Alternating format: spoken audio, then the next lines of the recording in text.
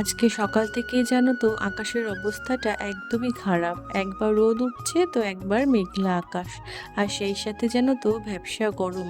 সত্যি এই গরমটা আর নেওয়া যাচ্ছিল না।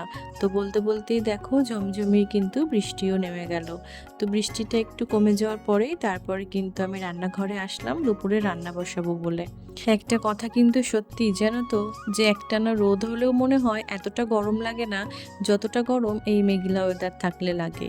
মানে একবার রোদ উঠবে একবার বৃষ্টি হবে, এতে যে কি গরম লাগে, কাজ করতে কিন্তু ভীষণই কষ্ট হয়। তো আমি গেছিলাম স্কুলে ছেলেকে নিয়ে আসতে, তো বাড়ি আসার পথেই দেখছিলাম আকাশে কিন্তু ঘন কালো মেঘ করেছিল। তো একদিক থেকে কিন্তু ভালোই হয়েছে বাড়িতে আসার পরেই বৃষ্টিটা নামলো, না হলে কিন্তু রাস্তায় দুজনেই ভিজে যেতাম। যদিও বা ছাতা নিয়ে গেছিলাম, কিন্তু এই যে বৃষ্টিটা নামলো তাতে কিন্তু ছাতাই আমাদের হতো না, আমরা দুজনে কিন্তু ভিজে যেতাম।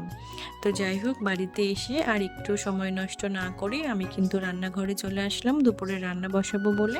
তো জানো তো আজকে না বাজার থেকে বেলে মাছ নিয়ে এসেছিল, তো সেই মাছটা কিন্তু আমি রান্না করব গাটি কচু দিয়ে, যেটা কিন্তু আমার শাশুড়ি মা আগের থেকে কেটে ধুয়ে একটু সেদ্ধ করে রেখেছিল।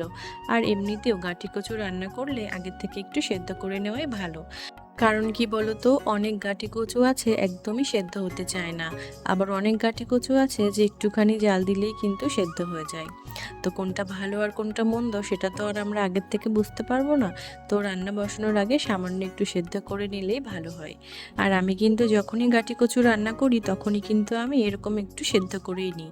তো তোমরা কে কিরকম গাঁটি কচু সেদ্ধ করে রান্না করো সেটা কিন্তু আমাকে অবশ্যই কমেন্ট করে জানিও। তো আগে থেকে তো কচুটা সেদ্ধ করাই ছিল, তো তারপরে কিন্তু সামান্য একটু লাল লাল করে ভেজে নেওয়ার পরে মশলাটা দিয়ে দিলাম। তো মশলাটা দিয়ে খুব ভালোভাবে কিন্তু একটু কষিয়ে নেওয়ার পরে আমি কিন্তু পরিমাণ মতো একটু জল দিয়ে দিলাম। তো জলটা দেওয়ার পরে একটু ঢাকা দিয়ে দিলাম।